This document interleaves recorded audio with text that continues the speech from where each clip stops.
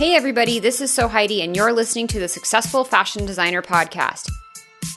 We all know that the fashion industry is brutally competitive and it takes loads of hard work to get ahead. The problem is that everyone's secretive and tight-lipped about their ways. After working as a designer and educator for over a decade, I wanted to help break down those barriers and bring you valuable knowledge from industry experts, and this show is exactly where you'll find that. Whether you're trying to break into the fashion world, make yourself more marketable, launch your own label, or become a successful freelancer, we'll help you get ahead in the cutthroat fashion industry. This is episode 44 of the Successful Fashion Designer Podcast, and today I'm chatting with Timm Smith, the CMO at a company called Voormi. Voormi is a high-performance apparel brand that's available in over 50 countries. And they only started 8 years ago in 2010. It was a father and his son who had a vision to create something drastically different than the fashion industry had ever seen, and they're absolutely crushing it. They approached the brand with a tech startup mentality, and they really changed the way product is created in the fashion industry, everything from the initial fiber all the way to the finished piece. Voormi uses their own proprietary fabrics that they've developed, and they work hard to push the performance limits of natural fibers. Just a heads up, Tim and I nerd out multiple times on fibers and textiles, so if this is at all interesting to you, you're going to love this episode. Voormi also keeps the entire design and development process close by. Everything, even down to the fiber sourcing and textile production, is done in the US, and this has been a huge contributing factor to their success. They also approach fashion with a tech startup mentality, as I mentioned earlier, which means they love doing rapid iteration and testing, and they're always pushing the boundaries of how fast things can be done.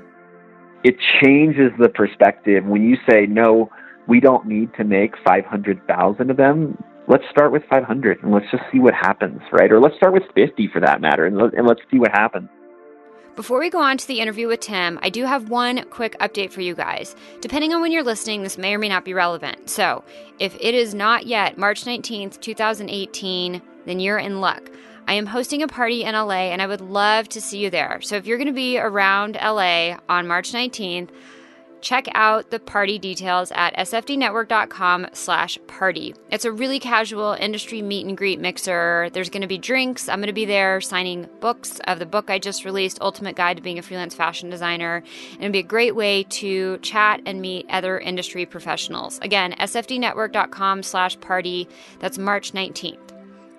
Also, if you are enjoying the show, I would love to have you review and subscribe. You can subscribe from wherever you're listening to make sure you don't miss an episode. And if you take 30 seconds to leave a review, as always, I'm very grateful. You can do that at sfdnetwork.com/review.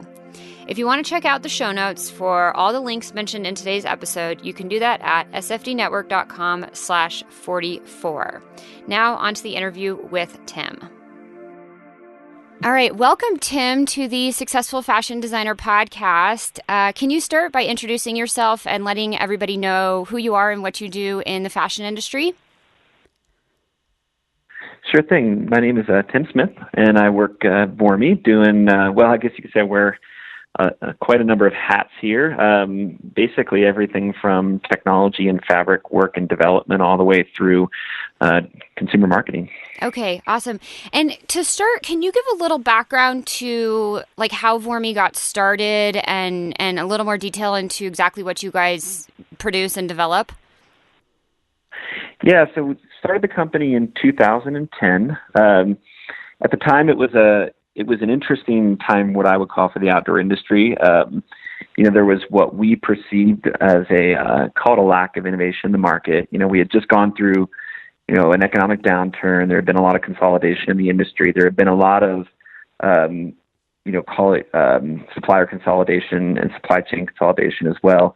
And, I think it was, really based on the insights of going to, trade shows like the Outdoor Retailer Show and seeing what we considered to be, almost a sea of sameness, if you will, independent of the brand. Our founder, Dan English, he came from the tech industry, came from software, and worked in an environment where, we like to say product development happened at the speed of a case of Mountain Dew and an all-nighter. And kind of compare and contrast that to the textile industry where, change happened on a 1 to 3 year cycle. I mean, any any brand at the time was operating, if you will, if we were in 2010 on a fall 2013 timeline. And, I know one of Dan's passions was to try and bring that kind of tech industry, that kind of Silicon Valley thinking into the textile industry. His son, Dustin, who was at the time was a mountain guide, basically taking folks up and down Denali, what I would call, an expert in really fitness for use of garments and apparel.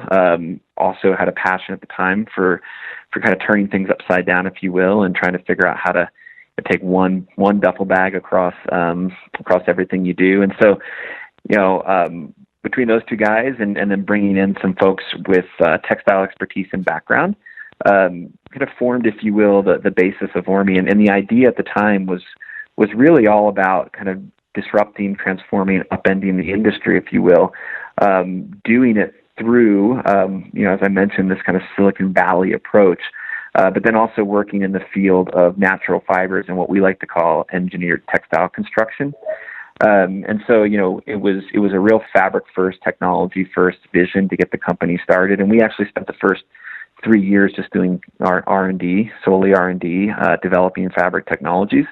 And it wasn't really until 2013 that those fabrics started to come forward under the Voormi brand, and that was really the genesis of Voormi itself. Was really as a showcase or a catalyst brand in the market to take new textile technologies that were independently developed in a reasonably vertical supply chain, straight to the consumer, and try and really just buck the trends of the industry at the time. Yeah, I mean, it's so cool that like you guys are this at that point, a startup brand in a small town in Colorado, and you're not, North Face or Arcteryx or one of these giant companies, and you guys are really leading the trend on the innovation. I mean, I look through your website, you guys have tons of patents and proprietary fabrics that you've developed that are really, mind-blowing in terms of what's been done over the last 30, 40, 50 years as far as textiles goes. And that was no small feat. Like you said, it took about 3 years of R&D to really process and develop that. How did the market react when you guys kind of first started presenting these really, really groundbreaking ideas and fabrications? In a way it was, and as I mentioned, we had done it with what I call a natural fiber-based approach. And the premise all along was that, these basic fibers, whether it be wool or cotton or linen or cashmere, pick your natural fiber. We had experienced and believed in these natural fibers for a long time. We also had known their limitations, right? And I think the market was in many ways, under the same impression. Wool is great, but it only takes me so far. And when we launched the first product in 2013, which was our High E hoodie, it's built off of one of our engineered construction platforms where we basically co-knit and interlace nylon fibers for extra abrasion and durability, polyester fibers for wicking performance, water repellent treatment chemistries that work across all of those fibers and give you true water shedding performance in a wool product. And what we found right out of the gate was that those folks who picked up and used the products and I say, and that connection into that kind of Alaskan guiding community, really anchored us within the core community first. What we saw was folks were taking, traditional synthetics that they had, worn or been given or through sponsorships been seeded and putting them back in the bag and bringing out these natural products, with really what I would call this aha moment of, wow, I can actually take something like wool and use it, at least 95, if not 100% of my day. I can work in it season after season. And that's what really, I think, provided that surprising factor that caused the adoption of the brand to happen so quickly.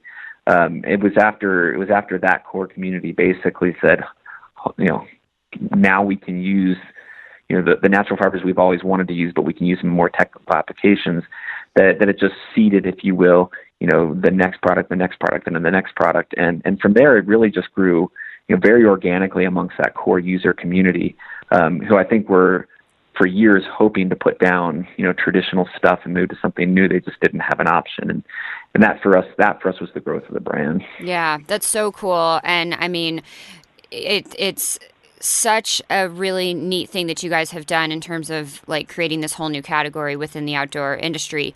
Can you talk a little bit about the actual process of going through that R&D and the logistics? So let's say, for example, someone out there listening has this idea to create this new textile for some category. Like, what were actually the logistics of going through that 3-year process to, like, where did you even start? And then how do you kind of build and test and do all the research? Can you talk a little bit about how that process worked for you guys? Yeah, sure thing. And that somewhat gets back to your question about, choosing to put a business in a small town as opposed to a major metropolitan area. And in many ways, we've always said, it kind of takes getting out of the neighborhood to do things differently. And for us, that's what it was about being here in Pagosa Springs. We're surrounded by almost 2 million acres of national forest. We sit right in the middle of it. We're at the base of Wolf Creek Pass. We get, with the exception of this year, the bulk of the snow in Colorado. Around our office, within a very short, in some cases even walk, we are hand in hand with, the most core, the most discerning outdoor users, if you will. And that was really intentional. It was this idea that we did not want to create and optimize a company and brand around a port city, but rather around the end user itself. And that became very important for us.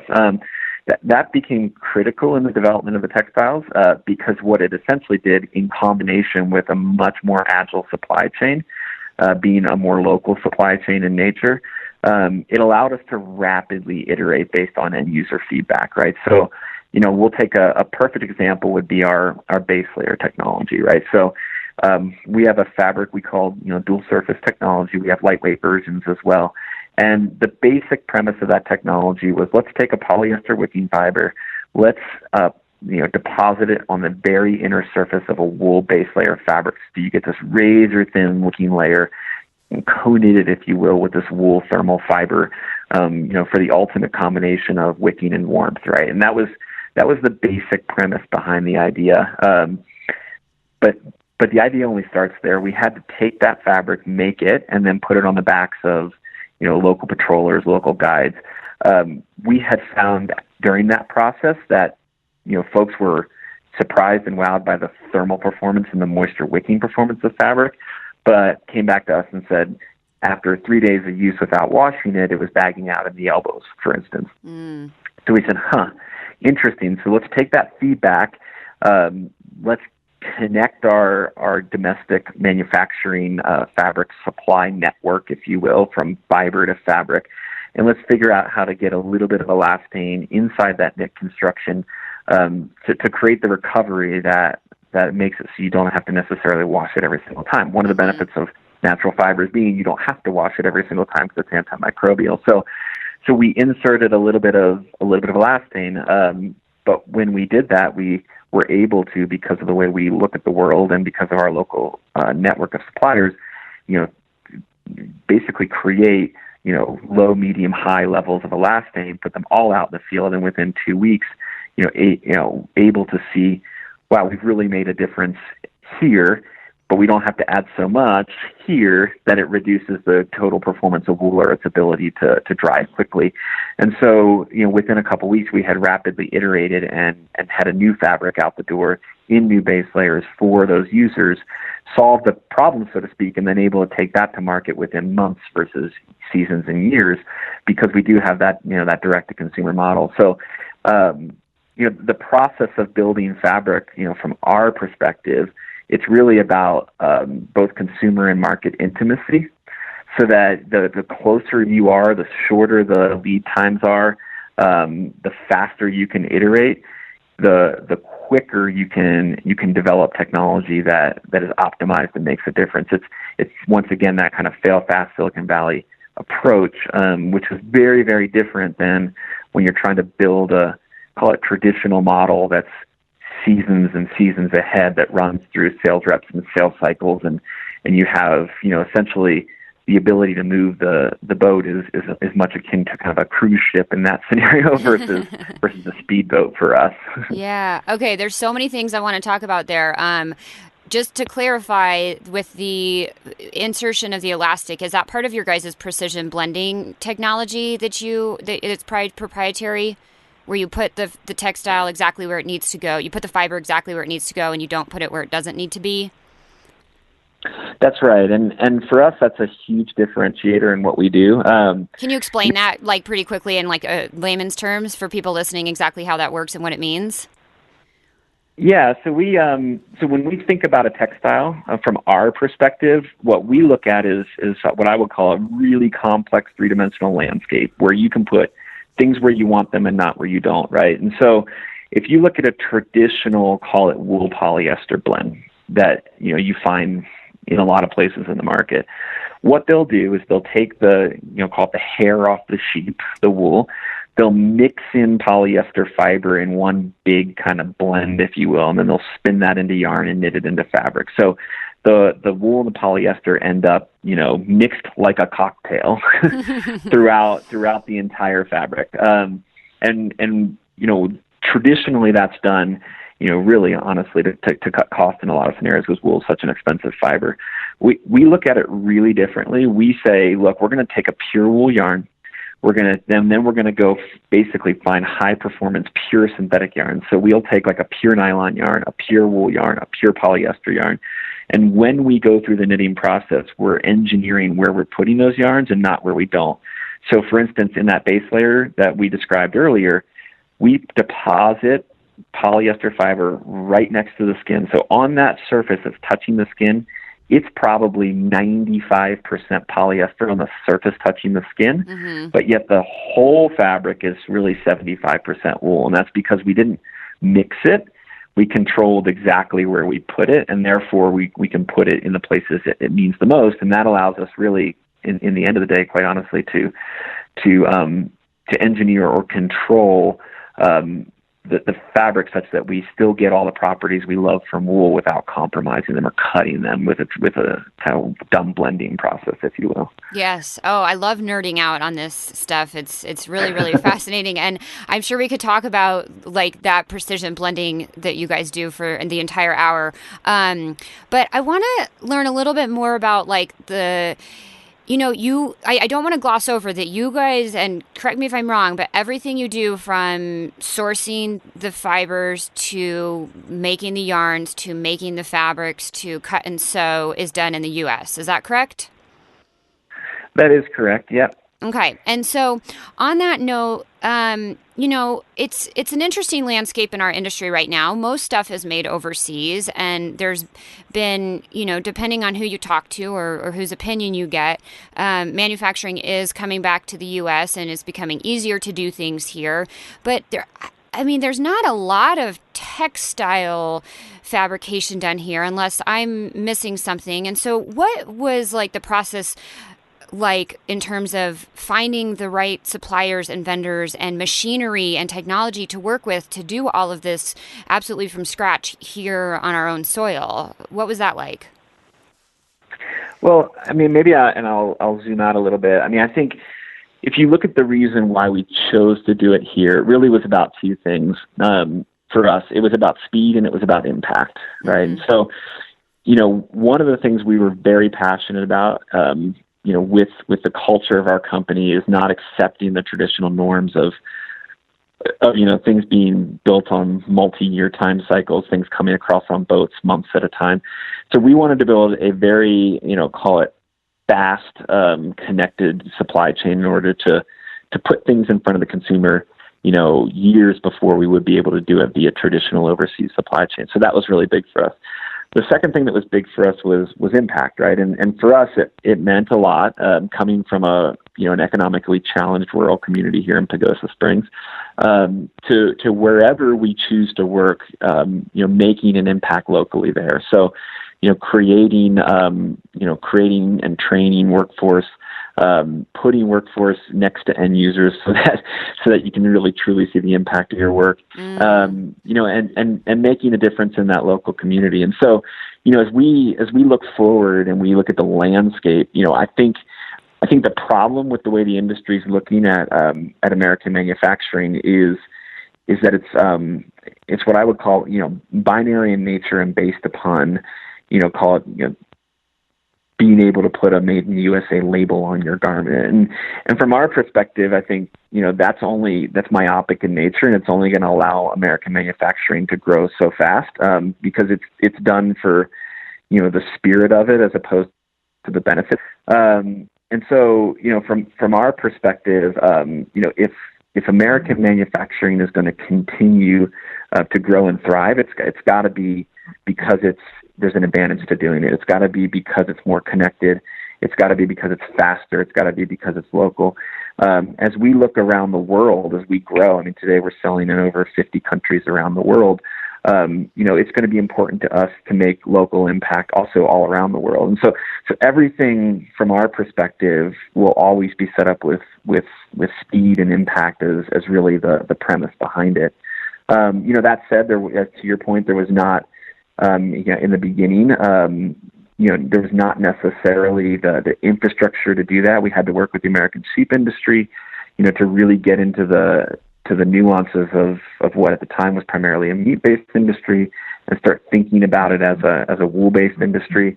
We had to look at the benefits of Rocky Mountain high country merino wool, which we source, and why it makes sense to grow things in high elevations versus low elevations. We had to work with suppliers, quite honestly, spinners and knitters that had moved on from the consumer textile industries. One of the things folks don't necessarily know is that there are a lot of technical textile industries that still exist here in the United States. Whether it's the fabrics that go into furniture, the fabrics that go into medical devices, the fabrics that go into industrial applications.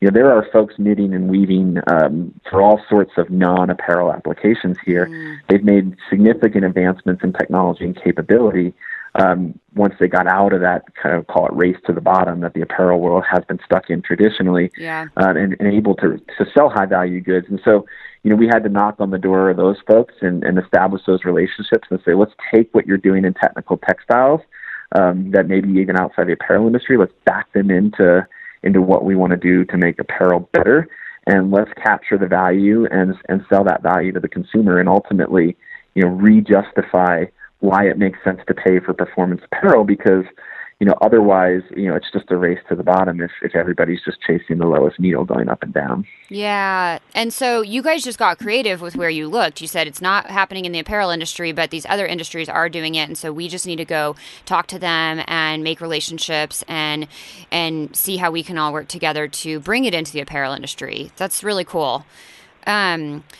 So something you said that I don't want to gloss over, because I think this is a really interesting point and a really interesting sort of angle that you guys are taking with your sewers and your partners and the people who are, really the hands behind the product getting made, is you made the comment that you make sure that, and I'm not going to say it as gracefully as you did, but that you make sure those facilities and those sewers are really close to the end user, and so they get to see the gratification of their work, which I think is such an important aspect. When you have, one of the big challenges that I hear from people a lot about manufacturing in the U.S. is the labor. Getting people to actually sew and make the product is really challenging. But when you marry it with the gratification of them getting to see their, hard work in use, it sounds like that was maybe a key differentiator that you guys very consciously implemented to get the labor and to create this full circle sort of environment. Can you talk a little bit about that, or did I interpret that correctly? Yeah, no, that's absolutely correct, and I think it gets back to, when if you look at sewing the way sewing has traditionally been looked at, right, in the past, there really is nothing sexy about it. In many ways, when it left the United States, there were large 100-person sewing lines, each person specializing in one thing. So those folks who were sewing were waking up and they were going to work and sewing a zipper in every single day, piece after piece after piece.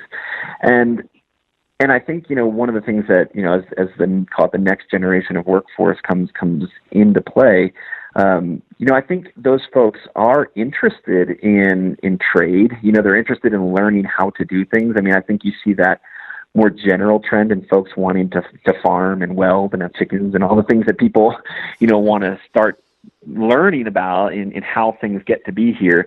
But in a way, it has to be done so as to excite folks. And so, when we have the ability to go into a small mountain town, like we've done here in Pagosa Springs, and you can basically have a small team of people sewing, we do seek to connect those people. We purposely sit our retail shop and our sew shop in the same building so that those same conversations at retail can be overheard.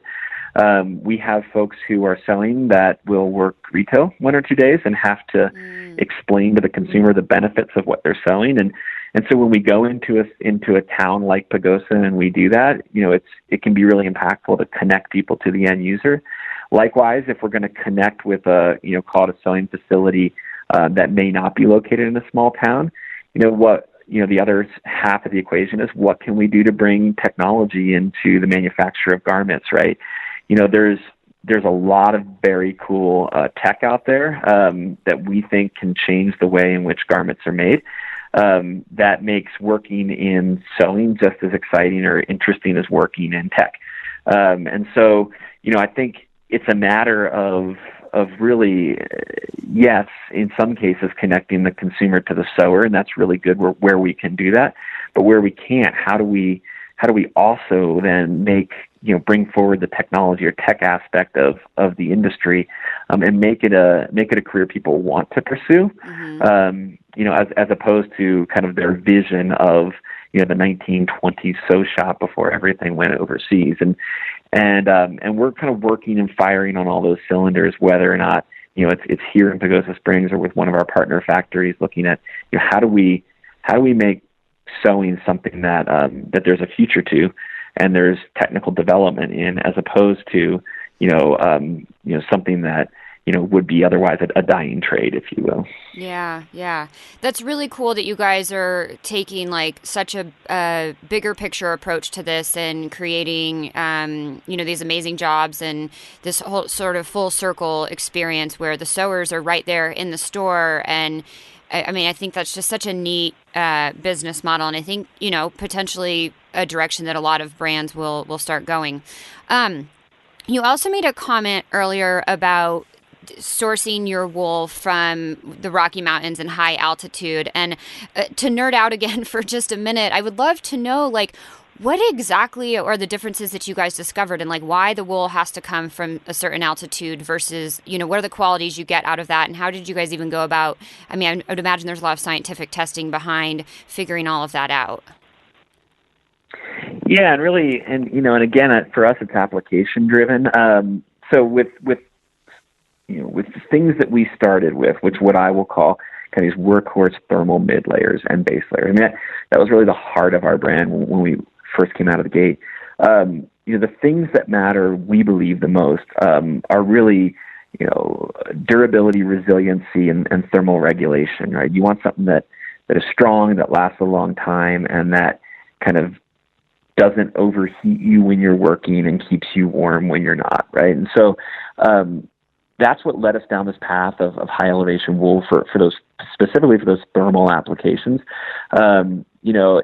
If you look at a fiber from what I would call a high elevation growing region like the Rocky Mountains, it typically has more crimp, and that's, crimp is just a technical term that's somewhat similar to when you perm your hair, so to speak. It's a curlier, more spring-like fiber that doesn't quite pack as tight. And so when you take those fibers that are crimpier and you still spin them in a yarn, what you end up with is it's kind of like a whole bunch of these little springs all kind of spun together. And that creates a very cool effect from a thermal perspective, and then it creates these little air pockets inside the fibers that if you're wearing your high E hoodie, let's say, and you're skinning uphill, and you do get that kind of cool breeze, you can quickly flush that system because it's those air pockets and it helps the breathability.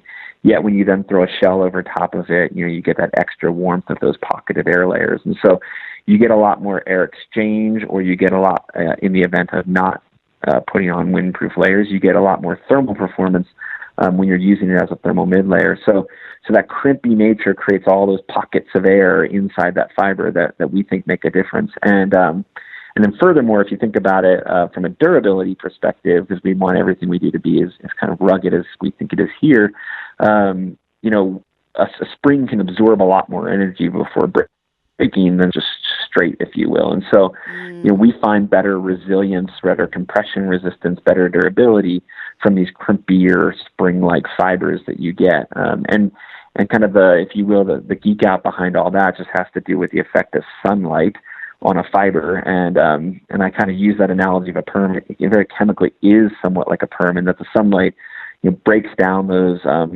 sulfur bonds between these different molecules and then kind of reestablishes them as call it crimped type fibers. So it really is, it's about environmental and sunlight exposure that creates the property, and the property is what we exploit for our thermal applications. And as we look towards the future, we're going to take a very similar approach as we start to explore. We've just launched a cotton product that leverages some of our construction technologies with the use of cotton. We're looking at that natural fiber, and we're finding the fiber that does what we need to do. It may be the case that, for a different application, we may want to find a different wool fiber. So it really is, it's about, engineering the natural fiber, engineering the fibers around it, engineering the placement of all these fibers within a textile to make it do something that otherwise it wouldn't do. Sure. So what's the end goal, and then what's the best material that fulfills that end goal? And that's so interesting. It's actually quite simple if you think about. I mean, it's maybe you explained it in a way that makes it seem really simple, but it's just the fact of the fiber having this natural crimp or sort of perm curl to it versus a straight fiber, and the difference of how that really affects the end use of the garment. I mean, it's simply put, I'm a little bit shocked that it's that simple. I don't know a ton about this much of what goes into a textile. Clearly, this is your expertise. But so it seems quite simple to me. Yeah, and most things, ironically, most things are at their heart pretty simple. It's us folks that get involved and make them complicated. But I think in the end of the day, and it gets back to, I think a lot of folks tend to look at Voormi and say, "Oh, you're a wool company," and I think that in many ways the center of our bullseye was winterback country travel. It was wool, but I think as we position for the future, and if you were to kind of spend a day behind the curtain in terms of what we're working on, I think what you would hopefully see is that we're going to be a tech meets textile company that is rooted in natural fibers and leveraging what natural fibers can do to bring a more holistic solution that that really changes the way we think about apparel, and maybe even the integration of tech and apparel. Yeah, that's really cool. And you have a background in chemical engineering. You were I did a little research, and you were previously at Gore-Tex doing this type of stuff. Yeah, I was. I started as a chemical engineer, if you will, doing call it polymer chemistry for sealing things, from a water perspective. And just ended up in the consumer markets and kind of got enamored with that whole world. And spent almost 11 years of my life there at Gore doing some super fun stuff with a lot of cool brands, and kind of got me, if you will, addicted to the world of performance textiles. Yeah, really, really cool. Okay, I have a couple questions from listeners that they wrote in, so I want to ask you some of those, and it ties in really well to some of the stuff we've already talked about. But Kimberly asks, what did you guys find the most challenging aspect of the development and production process? I think if you were to poll each person in our office, you may get a slightly different answer, but there's going to be one holistic theme, I think, and that's folks in what I would call the textile industry, to operate at a different pace and to operate with a different mentality. I think if you look at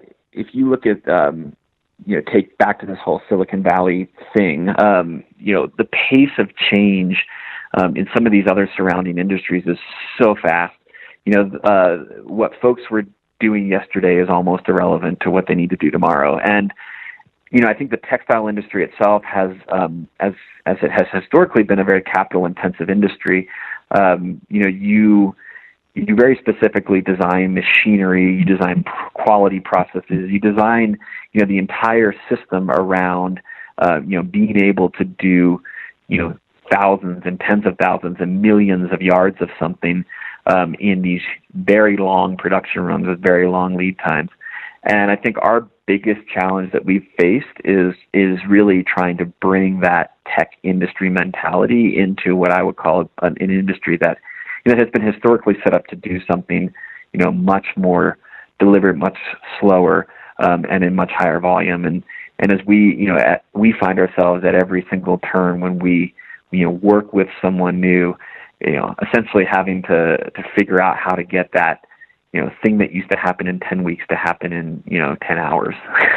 Yeah, so it's almost like you guys are having to retrain all the people that you work with, or I don't know if retrain is the right word, but sort of educate them on how your process works and how you're trying to change the way things are done. And that's what they've known their whole life, is that it takes 10 weeks, and you're here saying, no, we need it in 10 hours. That's like a whole sort of mental shift for them. Yeah, and what we find is that it can be amazingly refreshing for folks when they understand that the constraints of the traditional system aren't there. And so, when you say to someone, no, we will have this garment launched, within 10 hours of receiving it, it changes the perspective. When you say, no, we don't need to make 500,000 of them, let's start with 500 and let's just see what happens, right? Yeah. Or let's start with 50 for that matter, and, Sure. let's see what happens.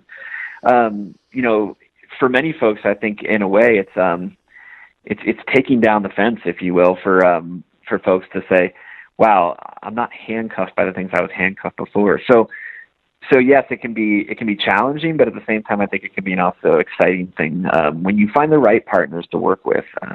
From our perspective. Yeah.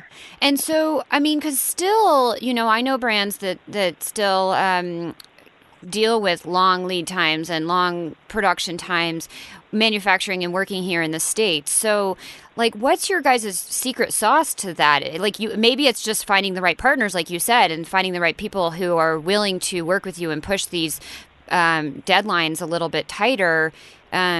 Do you have like a secret sauce to getting it done that quickly when it seems like everybody else is going so slow? Well, I think, to me, the secret sauce, if you will, is, it's really in how we've chosen to position Voormi and set Voormi up. I don't think, if you tapped anyone on the shoulder around the office, they would say that, every day we wake up and think about being the most dominant or biggest or, however you want to define it, brand in the eye of the consumer. I think we wake up every day with a passion to innovate and be fast. And so that's what allowed us to say, look, we are going to run special programs direct to consumer. Now we do work with retail partners. We have some amazing partners and, downstream that we work with that have basically say, hey, look, we love this idea that you guys are quick turn. We love the idea that, we're learning about things and getting them on our racks the next day. And those are the kind of partners we want to work with. And so, I think that the key or the magic, if you will, is in being fast and direct with the consumer, whether that's through a retail partner that we choose to work with who wants to work differently, or whether that's direct, via Voormi.com.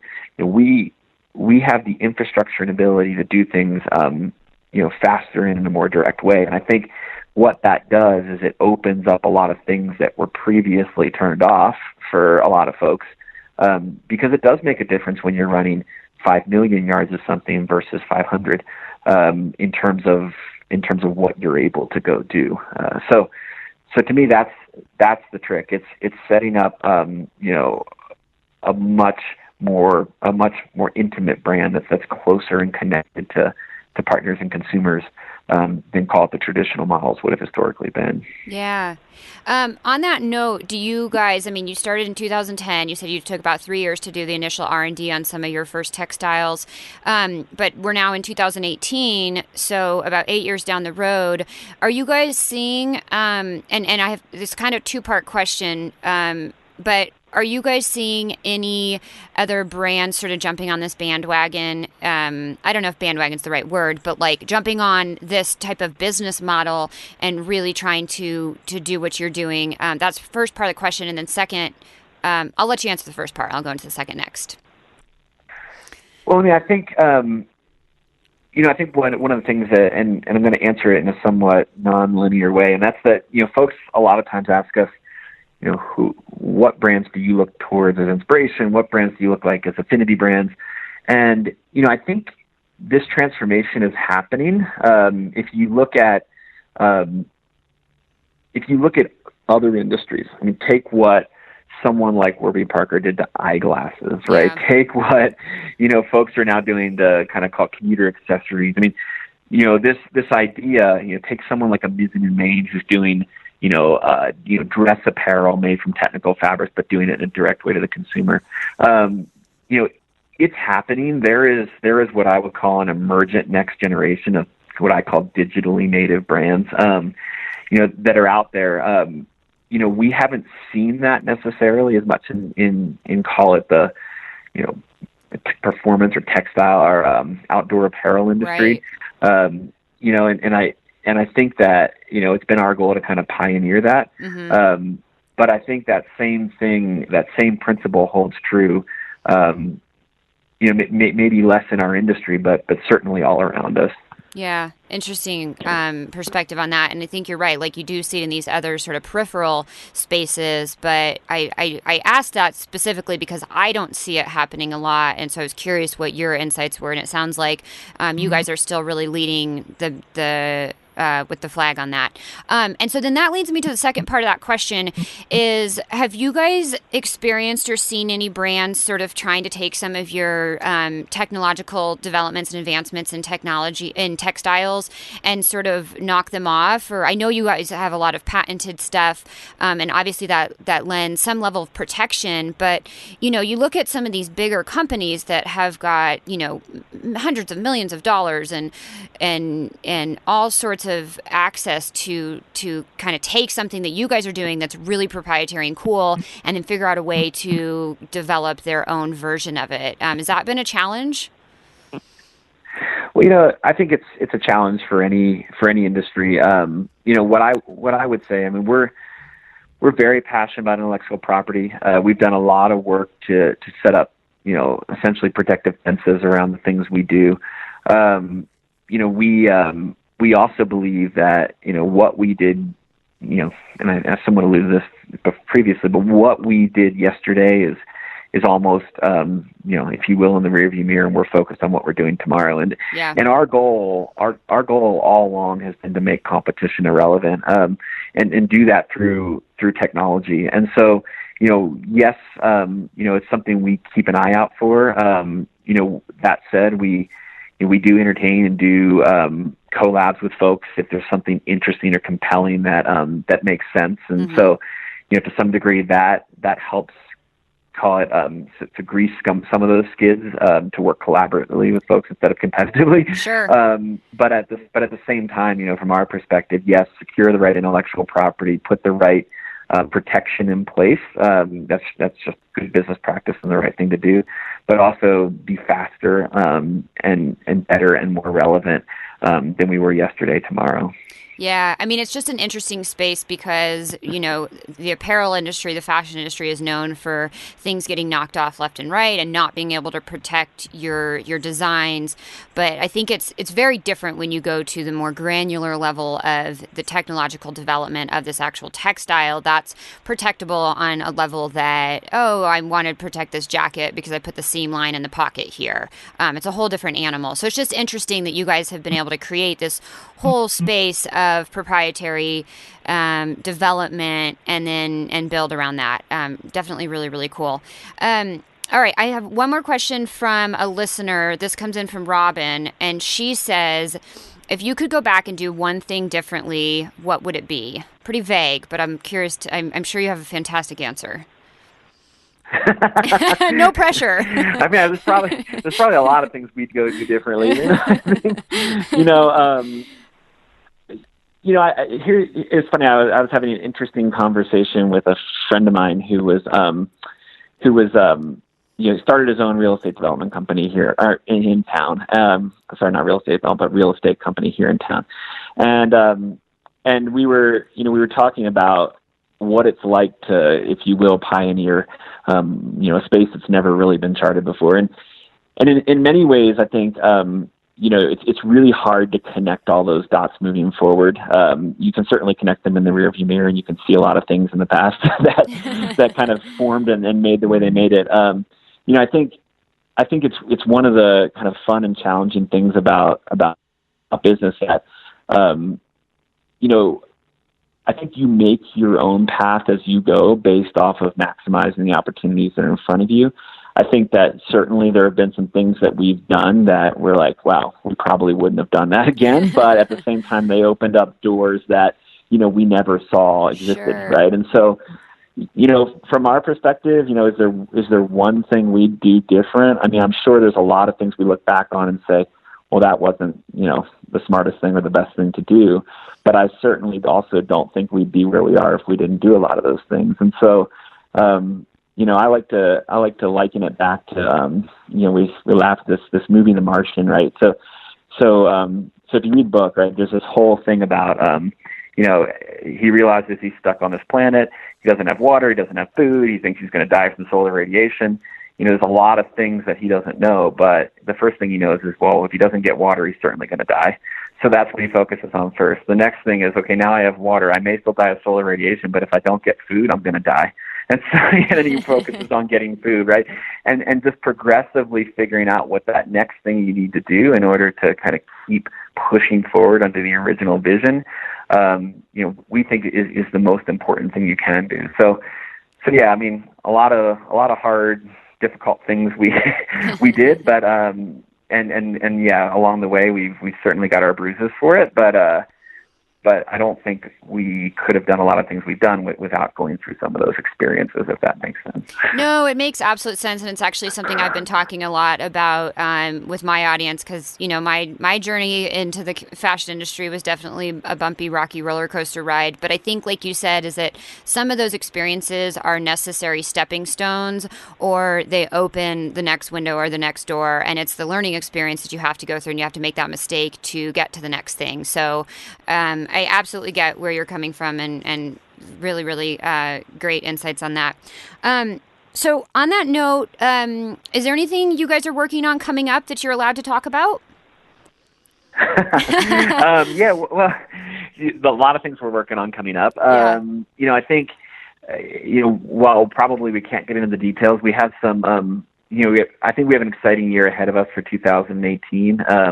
If I can allude to maybe where we're going, I think this idea that, we want to at least transition in the mind of the consumer from a wool company to a company that really looks at the engineering and natural fibers. Mm-hmm. That's certainly going to be a theme for us moving forward. We've a little bit telegraphed that with our new San Juan jacket, which is a cotton-based version of our core construction technology. We're certainly down that road. We also believe that this world of technology and textiles is going to eventually come together, and we're passionate about that. What the horizon on that looks like, we don't yet know, but it's certainly an area we're highly interested in. So, I think, more than anything, for us, it's about taking the foundation of what we've done by setting up these, agile approaches to supply chains, setting up to, direct to consumer stuff, setting up the right partnerships with the right retailers. That's all infrastructural stuff. And for us, 2018 is really going to be then about saying, great, the roads are all there. Now let's go figure out how to get on them and go fast. And we're going to look at everything from, advanced natural fiber engineering all the way through, where we think apparel is going to be in 10 years. Yeah, really, really cool. All the forward thinking you guys do. I love that. All right, I will end with the question I ask everybody at the end of the episode, and that is, what is one thing people never ask you about working in the fashion industry that you wish they did?